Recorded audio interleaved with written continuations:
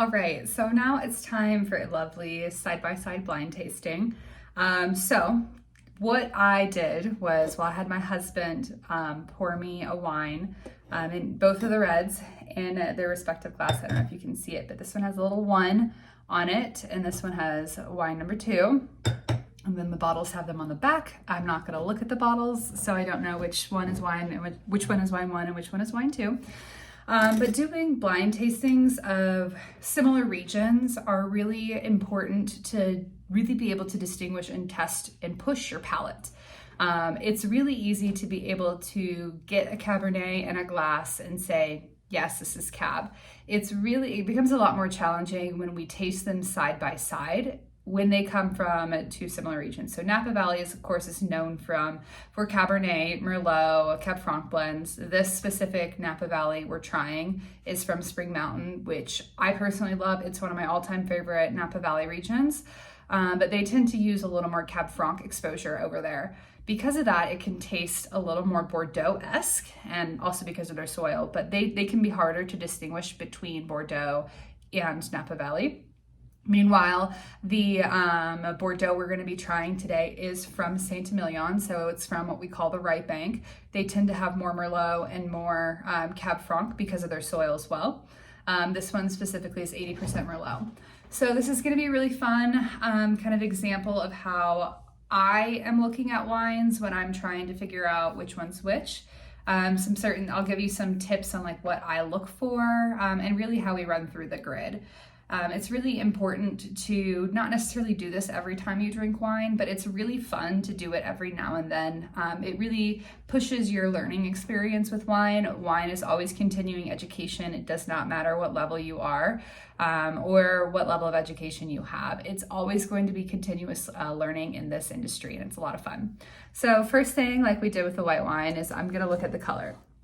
So off the bat, I can tell that there is some color difference here based on the 2 wines. So what I'm doing is I'm holding the wines at a 45-degree angle over a sheet of white paper. That is the best way to be able to look at wines. I tend to try to use something that I have letters on, so I can see if I can read through the wine. That basically is going to tell me if there's a lot of like residual, or if there's really a lot of things. It can tell me a lot. So first I'm going to look at wine 1. Definitely what I would say, this wine is more of a ruby garnet color to it.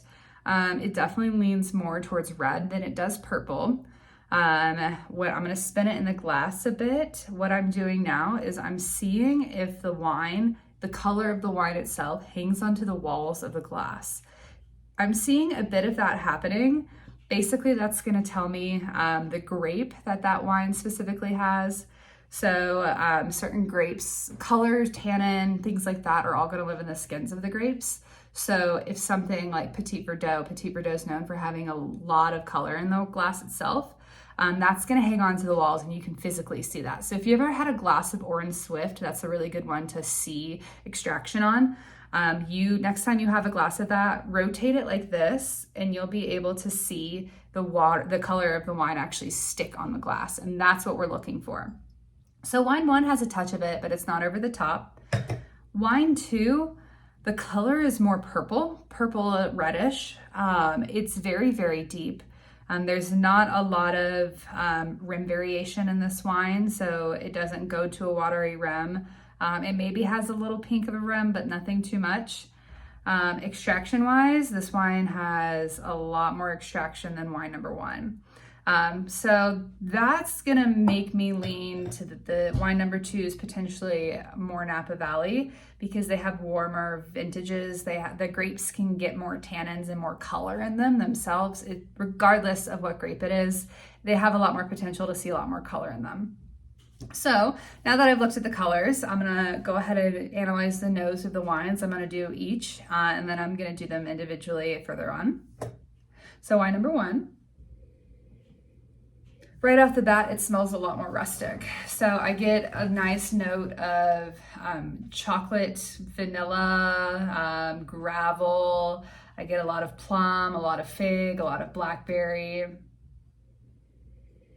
This is a wine that non-fruit characteristics are leading the pack here. I get this really lovely not necessarily cigar ash, but like tobacco leaf element to this wine. The fruit and the earth are very well integrated. There definitely is evidence of oak here. I'm getting that vanilla note to it. I'm also getting some baking spices. If I had to take a guess, this wine had some older oak exposure because we're not getting super prominent oak notes to it. Nice little licorice note to this. Very lovely nose. Very rustic though. In general, so far, I would classify this wine as a rustic wine. So we'll head to wine 2.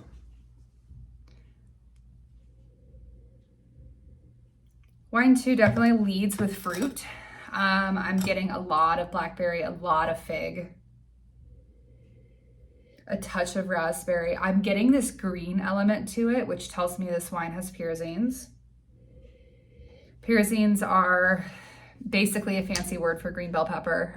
Pyrazines are a compound that are found in green bell peppers and jalapenos and things like that. They also can be found in certain grapes. So that is one of the weird notes that sometimes we can get in specific varieties. Rainier is known for being very green. A lot of the Bordeaux varieties, Cab, Cab Franc, things of that nature are going to be prone to having very green elements to them. There's a little bit of chocolate in this wine. It's more of like a cocoa mocha, almost like mocha espresso drink. But over the top, fruit definitely leads this wine.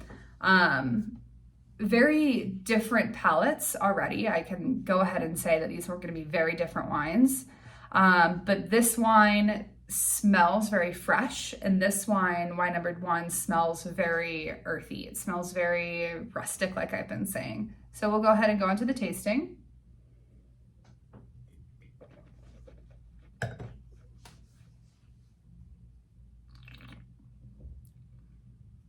Very delicious. Very, very, very ripe tannins. Those tannins are clinging to your teeth.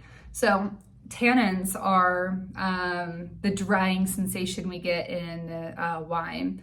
So the easiest way to detect tannins is to take a sip, swish it in your mouth, and see how your teeth feel. I kind of like to talk about, this is going to sound really weird, but I talk about tannins like your teeth are wearing clothing.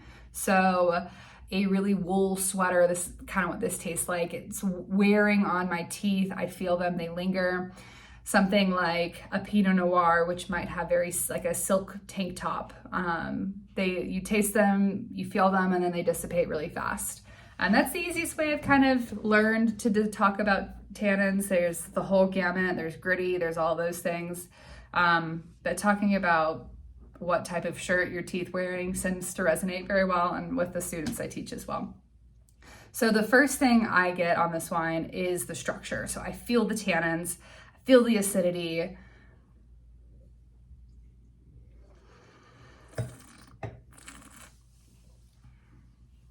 The fruit is all very much still that rustic element to it.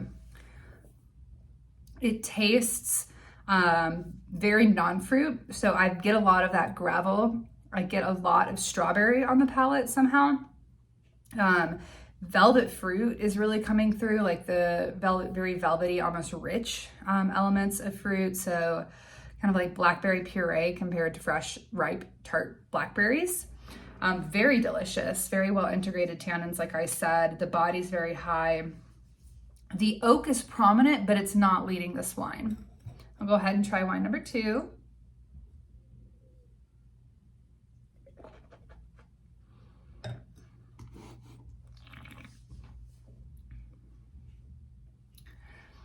Yes, this wine is definitely a lot more fruit forward. The tannins are still very prominent, but they are not as aggressive. So they're not immediately punching me in the face with tannins. They're very well integrated. I would call these a little more like a summer sweater compared to a wool sweater like wine number 1 was. It tastes very bright. Fruit is definitely leading the wine in this wine. Off the bat, it tastes like it comes from a warm climate because I'm getting elements of jammy fruit. I'm getting a lot of brightness in the wine. Like I said, the tannins are not super prominent. The alcohol does taste a little bit higher, very prominent out in the alcohol. Very, very delicious wine.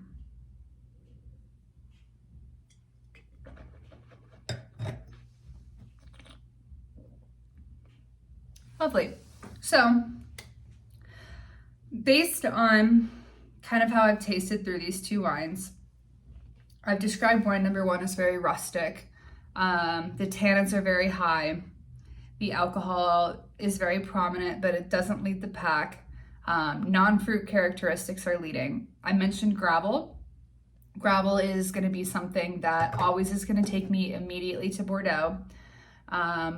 Gravel, they're known for having a lot of gravel in their soil themselves because in the 14th century, the Dutch actually irrigate or canaled a lot of rivers and created the Bordeaux element that we see in the land and all of that. So they use a lot of gravel. So now we see a lot of gravel in the area. Right bank, not so much, but delicious nonetheless. And wine number two, it almost is perfumey to me. It's very fruit forward. Like I said, it tastes like a warm climate because the tannins are not as strong. So I'm going to go ahead and take an educated guess that wine number one is our Merlot from Bordeaux, and wine number two is our Cab Sauv from California. So I'm going to go ahead and check. Yes, and so I was right. Wine number one is our gorgeous Le Grace Dieu, Saint Emilion Grand Cru 2019. I am a big sucker for Bordeaux. I absolutely love Bordeaux's. I will always order Bordeaux on the menu. This is, like I said, it's got a lot of Merlot exposure to it. Very, very lovely wine. This is an exclusive from Wine Access, so we're very happy we were able to allow you guys to experience this wine. This producer you can't find anywhere else. Very delicious. And so that makes wine number two our gorgeous Juslyn Vineyards. Beautiful Spring Mountain wine. I really, really love Spring Mountain. Like I said, this is 2019, so this is the last good vintage we've had since the fires. Fires were in 2020.